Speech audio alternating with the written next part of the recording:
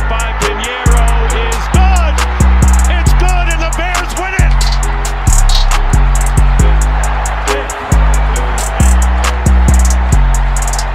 Yo, Conquistador. Let's go! Let's go, Chicago!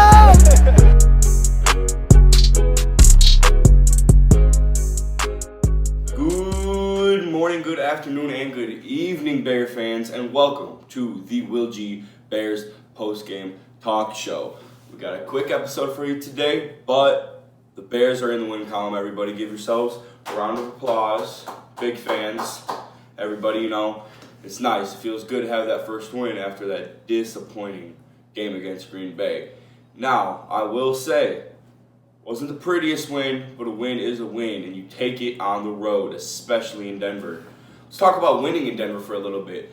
Before Sunday's game, Denver was 51-8-2 at home in September since 1970, since the NFL-AFL merger. That is a very, very, very, very good home record. The elevation and that September, still a little warm, still a little heat mixed together, really gets the teams.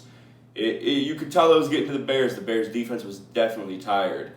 Plus, Denver, since 2001, was 17-1. Now, take these stats with what you will. They're not that good of a team this year. Joe Flacco's at the helm. Vic Fangio's first year, they're building right now.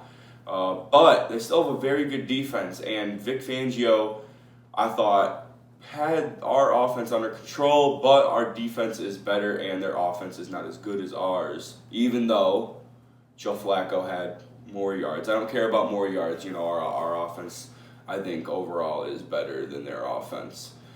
Now, let's talk about my new boy, 1-5. No, I'm not talking about Brandon Marshall. No, I'm not talking about Josh Bellamy. I'm talking about my new boy, Eddie Dinero, the kicker, Chicago. We have a kicker. 3 for 3, 40, 52, and a 53-yarder game winner with time expiring Sunday. What a great feeling that was. Going from January 6th, where Cody Parkey ripped my heart out and made me cry myself to sleep, to Eddie Dinero making me go batshit crazy after a win where I thought we had no chance of winning with 30 seconds left. That was awesome. I'm so happy for him. He was just an underdog story. I mean, the whole competition that we had, players getting cut, the Augusta silence that we were doing, it's just awesome. Such a great feeling for him, and I'm really happy that we finally have a kicker in Chicago. Now, let's talk about some of the offensive struggles on Sunday's game. I don't want you guys to be worried. Now, last Thursday's game, there was a reason to be worried, but this is kind of what I was expecting from Chicago's offense. You got to remember that they are going against Vic Fangio, one of the best defensive minds, if not the best defensive mind in the whole NFL. And not only that, he was playing against his old team. He knows everything about this offense. He knows everything about Trubisky. He knows the offense up and down. So I wasn't expecting them to go out there and try slinging the ball 30 yards down the field, They had a game plan. Run the ball. And they did. 29 rushing attempts for a total of 153 yards as a group. Now, Trubisky, his numbers weren't great, 16 for 27 and 120 yards. But, like I said, that's what you want to do. When you're going against Von Miller and Bradley Chubb, you got to get the ball out quick. They will get there fast. And guess what? 2 weeks in a row, that has been a perfect game plan against Denver, and it has worked. Get the ball out quick. I think Trubisky had two attempts longer than 20 yards. And the one was the nice 25-yard pickup to Allen Robinson to get the timeout and help win the game for Eddie Dinero. Now, last but not least, I want to talk about the NFL officiating. Wow, that was an awful game. Unfortunately, well, not unfortunately, fortunately for me, it helped us win the game. But it wasn't going our way either the whole game, There was 2 awful calls against Leonard Floyd and Eddie Goldman. I'm going to show you those clips actually right here real quick. Awful calls. Leonard Floyd looked like he was, just a normal tackle, getting out of the way, everything.